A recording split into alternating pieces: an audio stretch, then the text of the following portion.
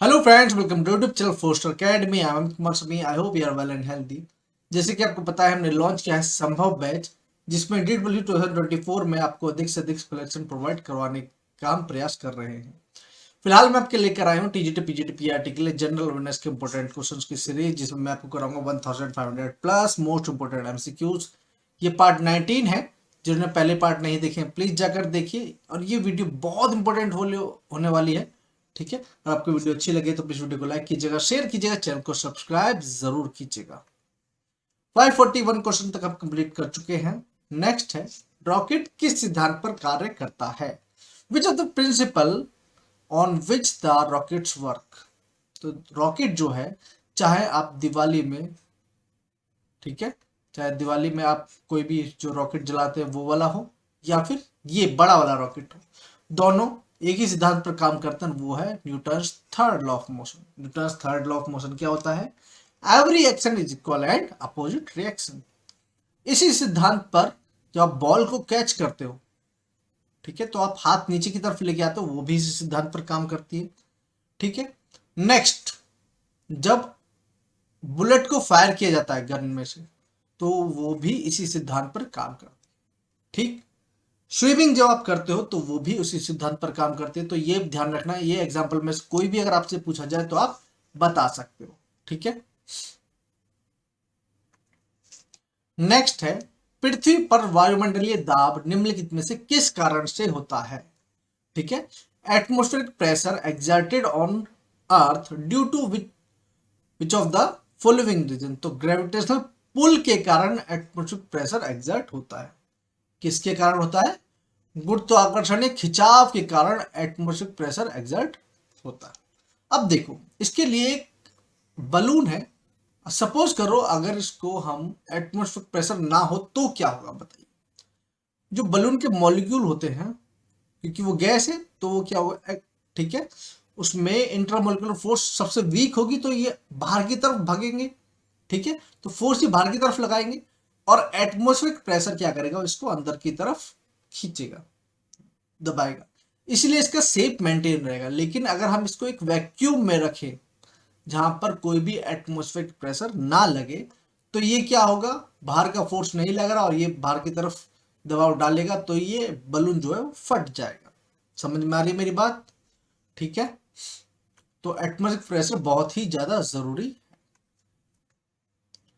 Next है, a man standing on the top of the tower has two sphere A and B.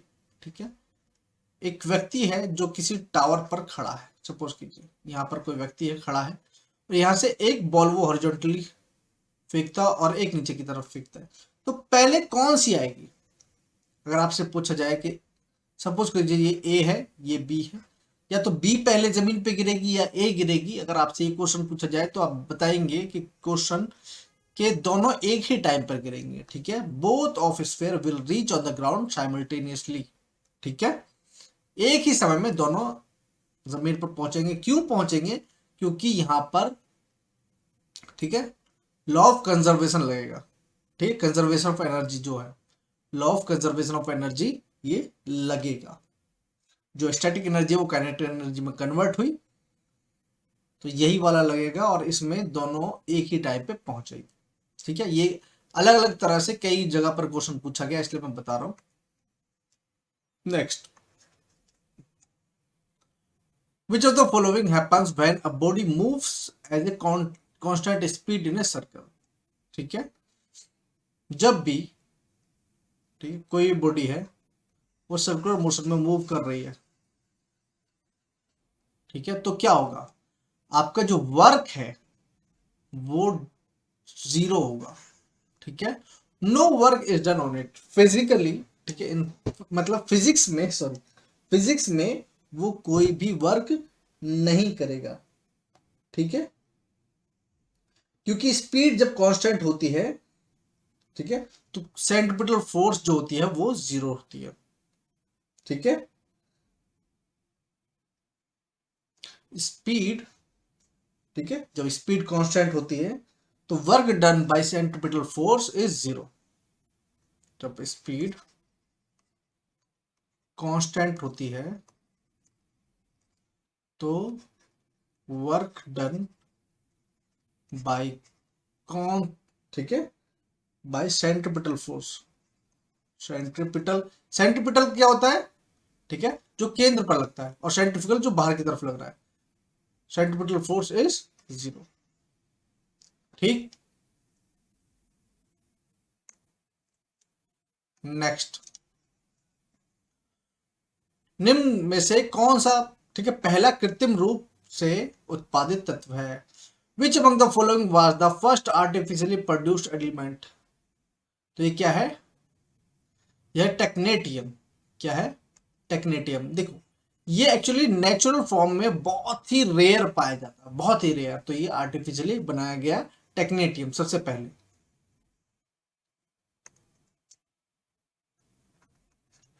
Next है, ozone के बारे में निम्न में से कौन सी बात सही है। ठीक है, तो ऑर्डरलेस होती है, गलत बात है।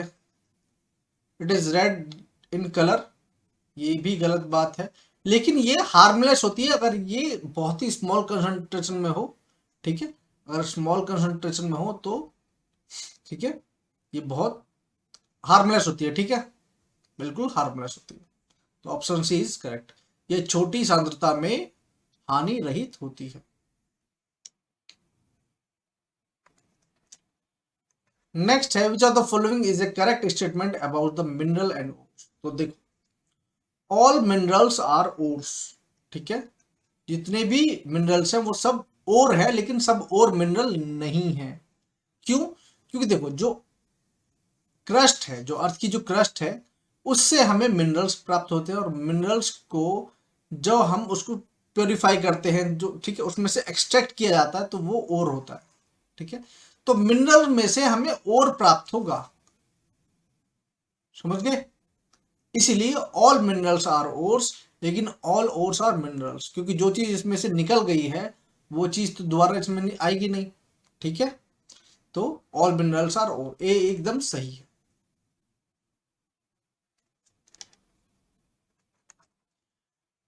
नेक्स्ट की बात करें तो, in which of the following statement of matters the intra atomic और इंट्रामोलिकुलर डिस्टेंस इज फिक्स्ड। देखो, कोई भी अगर सपोज कीजिए कोई भी शेप है, ठीक है, ये मान लो, अब ये कोई सॉलिड है। ठीक है, अब इसमें जो बॉन्ड बना है, जो इंट्रामोलिकुलर फोर्स होती है, ठीक है, वो सबसे स्ट्रांग होती है। स्ट्रांग होगी तो एकदम फिक्स होगी।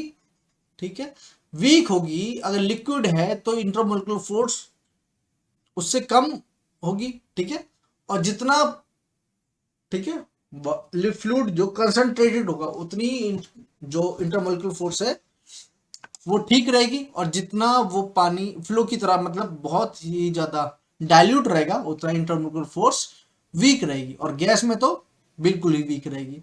तो जो एकदम फिक्स रहती है डिस्टेंस, वो सॉलिड में रहती है। ठीक है, तभी वो एक पर्टिकुलर शेप में रहता है ठोस।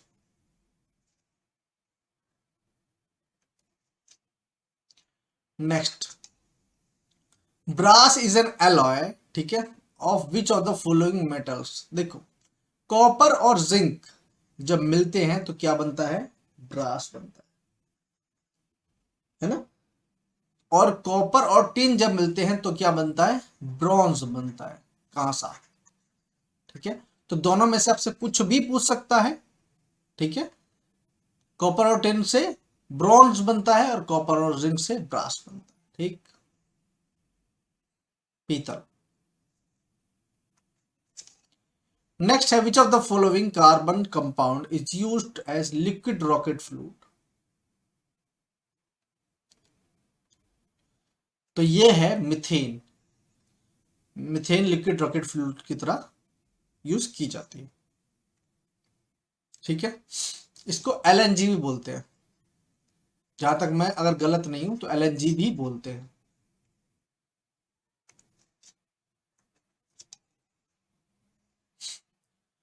परमाणु सिद्धांत, ठीक है, अपार्ट फ्रॉम, ठीक है, प्रपोजिंग एटॉमिक थ्योरी, ठीक है, जो जॉन डाल्टन है, उन्होंने किस चीज पर रिसर्च की थी, कलर ब्लाइंडनेस पर की थी। और आप मुझे बताइए कितना लिखा हुआ है। ठीक है, अगर आपको दिख रहा है तो मुझे बताइए।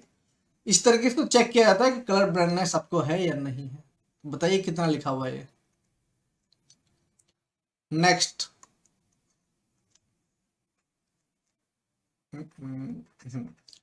नेक्स्ट है नेफ्रॉन निम्नलिखित में से किस अंग की बुनियादी संरचनात्मक और कार्यात्मक इकाई है। Nephron is the basic structural and functional unit of the among the following organ. किसका है? तो नेफ्रॉन्स किस में होते हैं? ये होते हैं किडनी के अंदर होते हैं। ठीक है, ये आपने डायग्राम पूछा जाता है 10th क्लास में कई बार, है ना, कि नेफ्रॉन का डायग्राम बनाइए। किडनी में होते हैं, है ना, लगभग 1 लाख के करीब नेफ्रॉन्स होते हैं।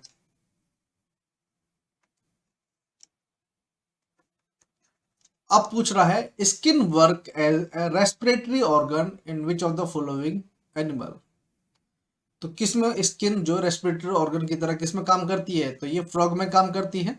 और ये 3 तरीके से, एक तो लंग काम करता है कि स्किन करती है, और एक लाइन ऑफ माउथ, ये भी आपका रेस्पिरेटरी ऑर्गन की तरह काम करता है। ठीक है, तीनों बता दिए मैंने। नेक्स्ट है स्किज़ोफ्रेनिया। आपने कई बार मूवीज में वगैरह में भी एग्जांपल देखा होगा, इसका नाम सुना होगा। स्किज़ोफ्रेनिया ये किस चीज का एग्जांपल है? ये मेंटल इलनेस का है। ठीक है, कोई व्यक्ति अगर स्किज़ोफ्रेनिया से ग्रसित है तो उसका मतलब है कि वो मानसिक रूप से थोड़ा सा बीमार है। Is the largest organ of the body. ध्यान रखना, ये थोड़ा सा ट्रिकी क्वेश्चन है, अगर आपको समझ में आ रहा है तो। देखो, अगर largest organ of the body पूछा जाए तो स्किन होगा। ध्यान रखना, स्किन होगा। ठीक है, स्किन होगा अगर largest organ of the body. लेकिन अगर इन द बॉडी आ जाए, इन द बॉडी अंदर इंटरनल ऑर्गन्स जो है, तो लार्जेस्ट ऑर्गन होता है लीवर। कौन सा होता है? लीवर। और स्मॉलेस्ट ऑर्गन होता है तो ये होता है पीनल ग्लैंड, जो ब्रेन में पाई जाती है। ठीक है, पीनल ग्लैंड ये स्मॉलेस्ट ऑर्गन होता है हमारी बॉडी का, स्मॉलेस्ट ऑर्गन। ठीक है, अगर पूरी बॉडी में पूछा जाए तो स्किन है, अगर अंदर पूछा जाए जो इंटरनल ऑर्गन्स है तो लीवर। ठीक है,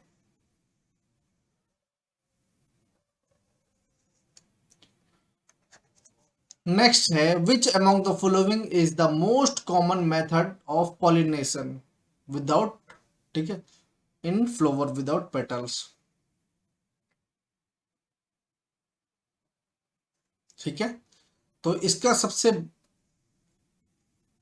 बढ़िया तरीका है विंड। क्या है जो सबसे कॉमन तरीका है? ये है विंड। अब देखो, जो पॉलिनेशन है वो 2 टाइप का होता है। एक तो सेल्फ पॉलिनेशन होता है ना, और एक क्रॉस पॉलिनेशन होता है। सेल्फ पॉलिनेशन होता है अगर वो पॉलिनेशन मतलब जो, ठीक है, पॉलन ग्रेन है, ठीक है, ये आपके स्टिग्मा स्टाइल्स के थ्रू ओवेरी में जाता है। या तो ये सेम फ्लावर के पास चला जाए या फिर उसी प्लांट के किसी दूसरे फ्लावर के, ठीक है, ओवरी में अगर अंदर चला जाए तो उसी को बोलते हैं सेल्फ पॉलिनेशन। लेकिन अगर ये इसका पॉलन ग्रेन किसी दूसरे प्लांट के किसी फ्लावर पे जाएगा तो उसको बोलते हैं क्रॉस पॉलिनेशन। ठीक है, सेल्फ पॉलिनेशन का मतलब सिर्फ उसी फूल से मतलब नहीं है, अगर उस प्लांट के किसी और भी फ्लावर की ओवरी में ये चला जाए तो क्योंकि वो सेम प्लांट है तो इसलिए उसको सेल्फ पॉलिनेशन ही बोला जाएगा। ठीक है, कोई दिक्कत? क्वेश्चंस की क्वालिटी आपको कैसी लग रही है आप मुझे बताइएगा जरूर। ठीक है, देखो, digestion is not a function of which of the following biotin. ठीक है, इसका डाइजेशन से कोई भी दूर दूर तक लेना देना नहीं है, क्योंकि एक विटामिन है, विटामिन। ठीक है, जो कि हमें विटामिन बी, ठीक है, और ये हमें कुछ वेजिटेबल्स मतलब हमें खाने से भी मिलता है, और ठीक है, इसकी मेडिसिन वगैरह भी आती है बायोटीन की। पेप्सिन हमारे स्टमक में होता है, जो डाइजेशन में बहुत ज्यादा हेल्पफुल होता है। और रेनिन होता है हमारा किडनी में। रेनिन कहाँ होता है? किडनी में होता है। अब बताइए, कर्क रेखा भारत के कितने राज्यों से होकर गुजरती है? तो कितने राज्यों से होकर गुजरती है? तो ये 8 राज्यों से होकर गुजरती है, ध्यान रखिएगा। और क्वेश्चन ये भी आता है, स्टेटमेंट वाइज क्वेश्चन भी आते हैं, तो आपसे पूछ लेगा कि कौन सा, कि कितने राज्यों से होकर गुजरती है, कौन कौन से राज्य से होकर गुजरती है, या कौन से राज्य से नहीं होकर गुजरती है। ठीक है, देखो कौन कौन से हैं। गुजरात, राजस्थान, मध्य प्रदेश, छत्तीसगढ़, झारखंड, पश्चिम बंगाल, त्रिपुरा, मिजोरम। ठीक है, गुजरात, राजस्थान, मध्य प्रदेश, छत्तीसगढ़, झारखंड, पश्चिम बंगाल, त्रिपुरा, मिजोरम। ठीक है, एकदम ध्यान रखिएगा, बिल्कुल भूलने की जरूरत है नहीं। नेक्स्ट है, आपसे पूछा जाएगा कि भारत के उत्तर दक्षिण विस्तार और पूर्व पश्चिम विस्तार में कितना अंतर है। देखो,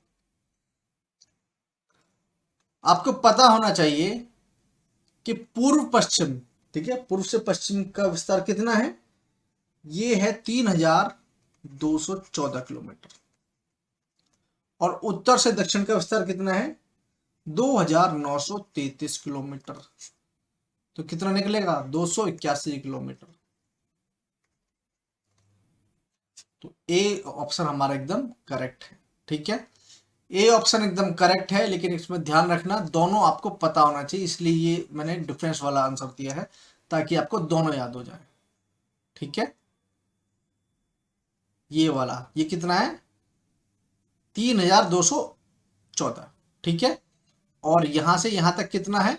ये है 2933। ये एकदम याद रखना, क्योंकि कभी भी पूछ सकता है आपसे कोई भी। नेक्स्ट है, फोर चैम्बर्ड जो हार्ट होता है हमारा, कितना चैम्बर्ड हार्ट है? फोर चैम्बर्ड हार्ट होता है। ठीक है, right आर्टियम, right आर्टियम, right ventricle, left आर्टियम, left ventricle. ये होता है मैमल्स में और बर्ड्स में। ठीक है, मैमल्स और बर्ड्स में। नेक्स्ट है, who among the following discover the blood grouping. तो ये मैंने एक बार और दे रखा है, कुछ और पूछा था, लेकिन इसको बताइए, जो ब्लड ग्रुप है वो किसने डिस्कवर किया था? तो ये किया था लैंडस्टीनर ने। किसने किया था? लैंडस्टीनर ने किया था। अब देखो, इसको थोड़ा सा समझने की जरूरत है। हमारे देखो, ब्लड ग्रुप क्या होता है? ब्लड ग्रुप ए होता है, बी होता है, ए बी होता है, ओ होता है। ठीक है, तो इसका मतलब इसमें रेड ब्लड सेल वही है, A B, A B O. लेकिन इसमें एंटीबॉडीज जो है इन प्लाज्मा, ठीक है, तो जिसका ब्लड ग्रुप ए होगा उसमें एंटीबॉडी कौन सी होगी? बी होगी। बी होगी, अगर ब्लड ग्रुप बी है तो उसमें एंटीबॉडी ए होगा। और अगर ब्लड ग्रुप ए भी है तो उसमें कोई भी एंटीबॉडी नहीं होगी, कोई भी एंटीबॉडी नहीं होगी। ठीक है, और ब्लड ग्रुप वो है, उसका मतलब है उसमें दोनों एंटीबॉडी हैं। ठीक है, उसमें दोनों एंटीबॉडी, मतलब ना ही ब्लड ग्रुप ए चढ़ सकता है उसको, ना ही बी चढ़ सकता है, ना ही ए बी चढ़ सकता है।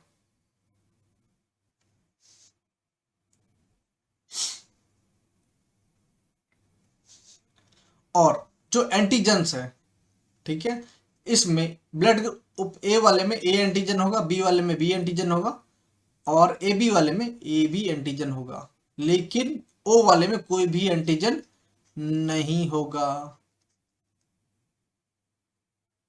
ठीक, तो इसीलिए इसको यूनिवर्सल डोनर बोलते हैं, ब्लड ग्रुप ओ को, और ए बी को यूनिवर्सल रिसेप्टर बोलते हैं। वो ए से भी ले सकता है, बी से भी ले सकता है, ठीक है, ओ से भी ले सकता है और ए बी से भी ले सकता है। ठीक, लेकिन ओ वाला सिर्फ ओ वाले से ही लेगा ब्लड।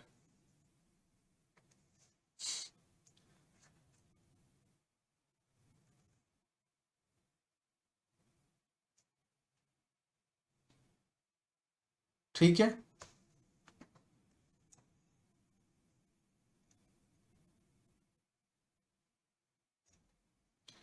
तो देखो इसमें क्या है, इसमें इसको मिलान कीजिए, तो इसका आंसर क्या है? Option B, option B. ठीक है, जो ए है, ए का क्या आएगा? ए किससे होता है? नाइट ब्लाइंडनेस से। ठीक है, बी,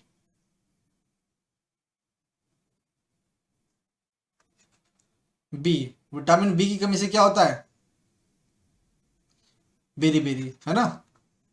विटामिन सी की कमी से क्या होता है? क्या होता है? स्कर्वी होता है। विटामिन डी की कमी से क्या होता है? विटामिन डी की कमी से रिकेट्स होता है, और ई की कमी से क्या होता है? स्टेरिलिटी। ठीक, तो ऑप्शन बी आपका एकदम करेक्ट है। इसके बारे में मैंने आपको पूरा डिटेल में भी समझा भी दिया है। नेक्स्ट है, ठीक है, न्यूमिज्मेटिक्स जो होता है इज द स्टडी ऑफ, तो numismatics is the study of coins. ठीक है, न्यूमिज्मेटिक्स क्या होता है? Study of coins.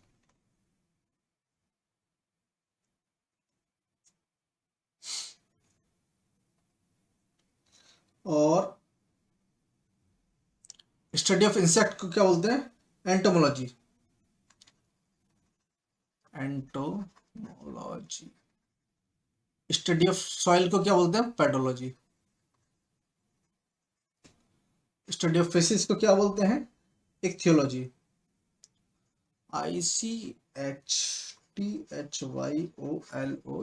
Ichthyology, study of fishes. ठीक है, और कॉइन्स का तो मैंने बता दिया है, न्यूमिस्मेटिक्स। तो सी जो है एकदम करेक्ट है। ये क्वेश्चन कई बार पूछा गया है, इसलिए मैंने बता दिया आपको। नीति आयोग के जो चेयरपर्सन है वो कौन है? वो है आपके नरेंद्र मोदी। ठीक है, वाइस चेयरपर्सन कौन है? ये है सुमन बेरी। सीईओ जो 2023 में बने हैं वो कौन बने हैं? बीवीआर सुब्रमण्यम। कौन बने हैं? बीवीआर सुब्रमण्यम बने हैं। तो ये सीईओ है, ये चेयरपर्सन है, और ये वाइस चेयरपर्सन है। ठीक है, कोई दिक्कत?